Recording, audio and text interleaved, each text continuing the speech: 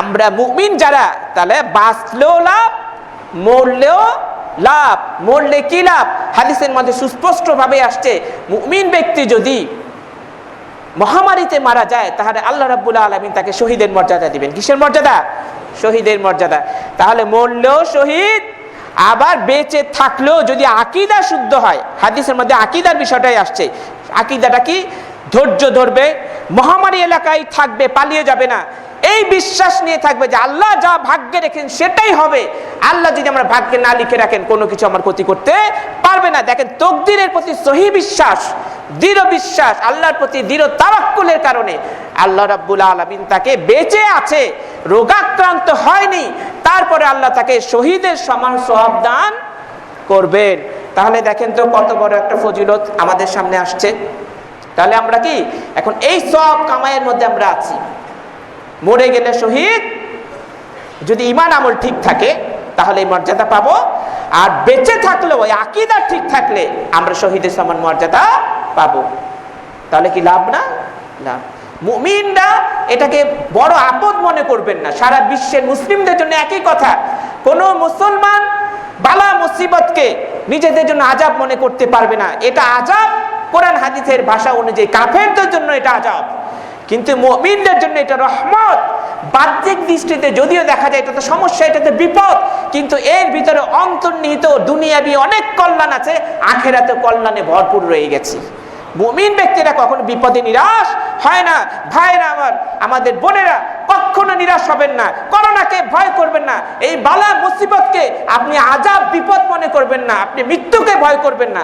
আপনি নেক আমল করেন, তাকদীরের উপর বিশ্বাস রাখেন, ঠিক মতো সহি ঈমান রাখেন, ইনশাআল্লাহ আপনি যদি আক্রান্ত হয়ে মারাও যান শহীদের মর্যাদা পাবেন। আর যদি বেঁচে থাকেন, মরার আগেই আপনি শহীদের সমান সওয়াব পাবেন। বিশ্বনবী মুহাম্মদুর রাসূলুল্লাহ সাল্লাল্লাহু আলাইহি ওয়াসাল্লাম বলেছেন, হাদিসটা বুখারী এবং বিভিন্ন কিতাবের মধ্যে আছে। তাহলে কি লাভ না? লাভ। অন্তর থেকে ভয় দূর করে ফেলেন।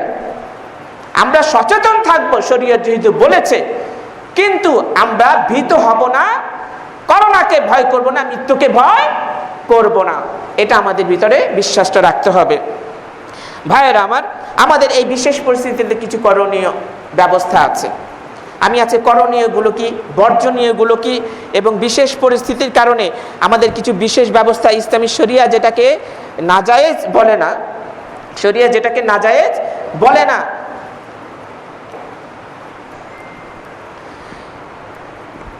বিশেষ প্রেক্ষাপটে কিছু কিছু আমলের ক্ষেত্রে আমরা বিশেষ পদ্ধতি অবলম্বন করতে পারি। যেমন মসজিদের পাঞ্জেগানা জামাত হওয়া অথবা জুমার খুতবা, এটাকে সীমিত করা যায়, বিশেষ পরিস্থিতিতে বন্ধ রাখা দোষণীয় নয়, এটাকে ইসলাম নাজায়েজ বলে না। এটা গবেষণার ব্যাপার। সৌদি আরব থেকে বিশ্বের বড় বড় ওলামায়ে কেরাম তারা গবেষণা ছাড়া এই ফতোয়াটা দেননি, গবেষণা করেই তারা দিয়েছেন। তারা গভীরভাবে এটাকে পর্যবেক্ষণ করেছেন যে এটা কি করা উচিত। মসজিদ বন্ধ রাখা এক জিনিস, এটা দুই রকম নিয়ত হয়। একটা হচ্ছে মসজিদকে ঘৃণা করে, মসজিদ তালা মেরে দাও, মসজিদ ভেঙে দাও, যেমন কাফের শক্তিরা করে, ইসলাম বিরোধীরা করে। আরেকটা হচ্ছে মসজিদের প্রতি ভালোবাসা লেগে আছে, তারা মসজিদের আবাদকারী, কিন্তু পরিস্থিতির কারণে সাময়িকভাবে তারা এটাকে বন্ধ রেখেছে কিংবা জামাতকে সীমিত করেছে। নামাজ তো বন্ধ করেনি। যারা বলে নামাজ বন্ধ করা যাবে না, আরে নামাজ বন্ধ করা হয়েছে কি নাকি? সারা বিশ্বের সৌদি সহ কোনো রাষ্ট্রেই নামাজ বন্ধ করা হয়নি। নামাজ কি বন্ধ করা যাবে? নামাজ তো বন্ধ করা যাবে না। নামাজকে ঘরে টেনে নিয়ে যাওয়া হয়েছে পরিস্থিতির কারণে। ঘরে পড়ে, পরিবারকে নিয়ে জামাতের সাথে পড়ে, পরিস্থিতির কারণে মসজিদে তুমি এখন আপাতত সাময়িকভাবে বন্ধ রাখো, কিন্তু নামাজ প্রত্যেক অক্তেই পড়তে হবে। এক অক্ত নামাজও বন্ধ করা যাবে না। শুধু মসজিদে এসে জামাতটাকে সাময়িকভাবে স্থগিত করা হয়েছে বা সীমিত করা হয়েছে, কিন্তু ঘরের ভিতরে প্রত্যেক অক্তের নামাজ তো বন্ধ করা হয়নি। নামাজ বন্ধ করা হয়েছে, এটা কে বললো? নামাজ বন্ধ করা হয়নি। তো বিশেষ পরিস্থিতির কারণে এই কাজটা করা যেতে পারে। আপনারা বাড়িতে সালাত আদায় করবেন। পরিস্থিতি যদি ভালো হয়ে যায় আলহামদুলিল্লাহ, আর আল্লাহর প্রশংসা। আর যদি অনুকূলে না থাকে, আমাদের হাতের বাইরেই চলে যায় আগামীতে, তাহলে যদি প্রয়োজন হয়, যদি সিদ্ধান্ত আসে যে জুমাটাও আপাতত কিছুদিনের জন্য বন্ধ থাকবে, আপনারা প্রত্যেকে যার যার বাড়িতে জোহরের সালাত আদায় করে নেবেন। যার যার বাড়িতে জোহরের সালাত আদায় করে নেবেন। বাড়িতে তার জুমা হবে না। যার যার বাসায় জোহরের সালাত আদায় করে নেবেন যদি এইরকম ঘোষণা আসে। আর এই পরিস্থিতিতে যেহেতু মসজিদে আসাটা সীমিতকরণ করা হয়েছে, যে পারস্পরিক যে মেলামেশার কারণে এটা ছড়িয়ে যাওয়ার ভয়ে, হাদিসের দৃষ্টিকোণ থেকে এটা জায়েজ আছে, আপনি বাসায় পড়ে নেন। না আমি যাবই যাব, হ্যাঁ আমি এগুলো মানি না, আবেগী কথা সবসময় চলবে না, আপনি বাসায় পড়েন। আজকেও যারা এখানে আছেন, সুন্নাহ নফল নামাজ, যদি আমরা মসজিদে এসেছি, ফরজ জুমা নামাজ শেষ বাসায় চলে যান, সুন্নত নফল যা পড়বেন বাসায় গিয়ে পড়েন, মসজিদে বেশিক্ষণ থাকার দরকার নেই। আজকে আমরা খুতবাটাও সংক্ষেপ করতাম, কিন্তু আগে থেকে যেহেতু আমরা মাইকে ঘোষণা দিতে পারিনি এতটা থেকে খুতবা হবে, মুসল্লিরা আগে এসে গেছেন, যার কারণে 11:15 দাঁড়াতে হলো। তা নাহলে আরও টেনে এনে কম সময়ের ভিতরে শেষ করার ইচ্ছা ছিল। হয়তোবা প্রয়োজনে হলে আগামী জুমাতে এটা ব্যবস্থা নেবেন যদি পরিবেশ অনুকূলে না থাকে। তো আমরা বলছিলাম এই নামাজকে সীমিত করা, এইভাবে আমাদের সাবধানভাবে এই করে চলা নামাজের জামাতকে, এটা ইসলাম শরীয়ত সমর্থিত। এই উদ্ভূত পরিপ্রেক্ষিতে হজ উমরার ব্যাপারেও যে আমরা অনেক কথা শুনছি, হ্যাঁ শিয়াপন্থীরা তো আগে থেকে সুন্নি সৌদি যে শাসকদের বিরুদ্ধে লেগে আছে, তারা সুযোগ পেয়ে এটাকে যেন আরেকটা অজুহাত দাঁড় করিয়ে দিয়েছিল, যে হজ ওমরা কেন বন্ধ রাখা হবে, এটা কেন বন্ধ রাখা হলো, তাহলে আজকে বাংলাদেশে কেন এটা হলো? নিজের ঘরে যখন বিপদ বালা মুসিবত আসে তখন টের পায়, অন্য জায়গায় হলে তো পায় না। আজকে যদি আগে থেকে সৌদি সরকার যদি এই ব্যবস্থাটা না নিত, যদি ওখানে মহামারী ব্যাপক আকার ধারণ করে অনেক মানুষ মারা যেতে থাকতো, তখন আবার ওই লোকগুলোই বলতো আগে থেকে সচেতন হয়নি, কেমন রাষ্ট্রপ্রধান, তা নাহলে এতগুলো জীবন যে মৃত্যু হতো না, তারা দায়িত্বহীন এর পরিচয় দিয়েছে ইত্যাদি ইত্যাদি। তারা আগে থেকে সতর্ক হয়ে গেছে, এখন নিজের রাষ্ট্রের মধ্যে প্রবেশ করেছে, এখন টের পাচ্ছে যে আসলে এই কথাগুলো বলা তাদের জন্য কতটুকু বুদ্ধিমানের কাজ ছিল কিনা, ঠিক না? তো এই বিষয়গুলো আমরা খেয়াল রাখবো। হজ এবং ওমরা সাময়িকভাবে এটা বন্ধ রাখার বিষয়ে আমরা ইতিহাস যদি ঘাঁটি, আমরা দেখতে পাই অতীতেও এরকম ঘটনা ঘটেছে। আপনারা জানেন 1837 থেকে 1892 সাল পর্যন্ত তুরস্কে ইসলামী খেলাফত ছিল। তখন মহামারী ব্যাপক আকার ধারণ করেছিল। হজ্জের মৌসুমে প্রতিদিন 1000 অন্তত 1000 করে হাজি মারা গিয়েছিল মহামারীতে। সেই সময়ে আমি একজন বড় আলেমের মুখ থেকে সেই ইতিহাসটা শুনলাম, কয়েকবার মাঝে মাঝে হজ বন্ধ রাখা হয়েছিল, হজ ওমরা বন্ধ রাখা হয়েছিল, অতীতে হয়েছে। অনেকেই বলে হায় রে ওমরা বন্ধ করে দিল, মসজিদে নববীতে নামাজ সাময়িকভাবে বন্ধ করে দেওয়া হলো পরিস্থিতির কারণে, কিয়ামতের আলামত নাকি হয়ে গেছে। কিয়ামতের যতগুলো ছোট বড় আলামত আছে কোথাও এই কথা নেই তব বন্ধ হয়ে গেলে, বাইতুল্লাহ যে জুমা সাময়িকভাবে বন্ধ রাখলে কিংবা সাময়িকভাবে পরিস্থিতির কারণে ওমরা বন্ধ রাখলে একের কিয়ামতের এটা আলামত, কিয়ামতই বোধহয় হয়ে গেছে, ইমাম মাহাদি বোধহয় আসবে এটা আলামত প্রকাশ পেয়ে গেল।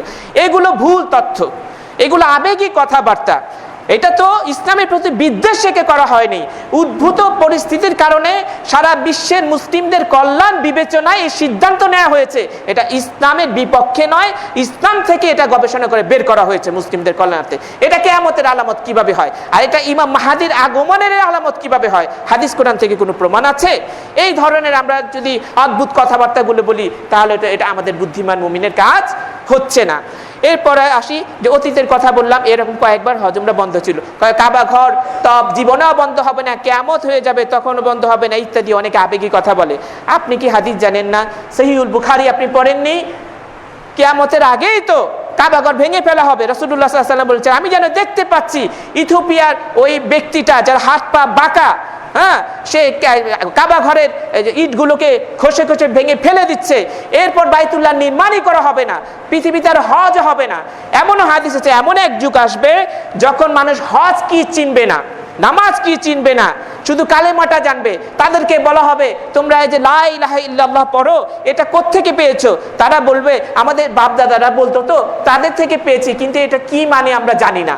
তখন একজন জিজ্ঞেস করলো হজ জানে না, উমরা জানে না, নামাজ জানে না, সালাত জানে না, ঈমান জানে না, তাদের এই কালেমা কি উপকার দেবে? বললে এই কালেমার বদলে তারা উপকার লাভ করবে। তাহলে বোঝা যাচ্ছে কি কিয়ামতের আগে কাবা ঘর ভেঙে ফেলা হবে এবং আর দ্বিতীয়বার কাবা ঘর নির্মাণ করা হবে না এবং কাবা ঘরে হজ উমরাও হবে না। তো কিয়ামত হয়ে গেল নাকি কাবা ঘর তো বন্ধ হবে না, এটা আমাদের আবেগী কথা, কোরআন সুন্নাহ কথা নয়। এই জন্যই তো আজকে আমাদের জন্য এটা শিক্ষণীয় ব্যাপার মুসলিমদের জন্য। সেটা কি? বাইতুল্লাহ যতদিন আছে এই পরিস্থিতিতে চলে না যাচ্ছে শেষ জামানার, ততদিন পর্যন্ত সামর্থ্য থাকলে হজ করে নাও, উমরা করে নাও, বেশি বেশি করে তাওয়াফ করো। যেমন আজকে জামাতটা সাময়িকভাবে বন্ধ করা হলো, এখন যারা জামাতে নামাজ পড়তে অভ্যস্ত তারা টের পাচ্ছে, তাদের মনটা কাঁদতেছে, জামাতের যে কি গুরুত্ব আর মজা এখন মানুষ হারে হারে টের পাচ্ছে। এই জন্য তো জামাত বন্ধ হয়ে যাওয়ার আগে, নামাজ উঠে যাওয়ার আগে বেশি বেশি করে নামাজ পড়ে নাও। হাদিসে আছে না, তোমরা দান খরচ করতে থাকো যাদের মাল আছে, টাকা পয়সা আছে। ওই দিনের আগে যখন মানুষ টাকা নিয়ে বের হবে কিন্তু দান নেওয়ার মতো, জাকাত নেওয়ার মতো একটা লোক খুঁজে পাবে না, সবাই ধনী হয়ে গেছে, তখন বুঝবে মানুষের দান করার গুরুত্ব কি জিনিস। এই জন্য বললাম দাঁত থাকলে দাঁতের মর্যাদা দেওয়া শিখতে হবে। এই ভাইরাস আমাদেরকে শিক্ষাটা দিয়ে দিয়েছে যে জামাতের কি মজা, হজের কি মজা, যতদিন থাকবে এর মধ্যেই কাজটা করে নাও, পরে কিন্তু সময় ফুরালে আর সুযোগ পাবে না।